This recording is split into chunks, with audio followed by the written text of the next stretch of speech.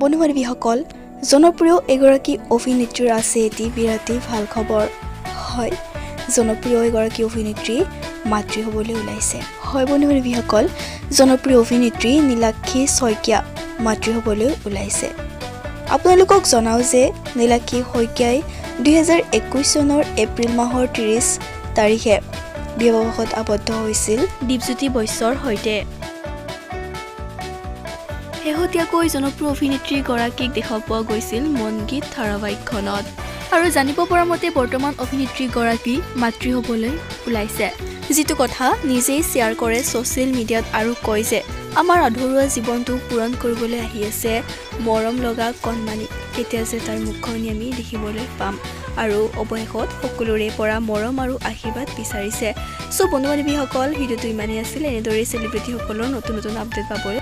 পাৰিলে চেনেলটো ছাবস্ক্ৰাইব কৰি বেল নটিফিকেশ্যনটো অল কৰি ল'ব ধন্যবাদ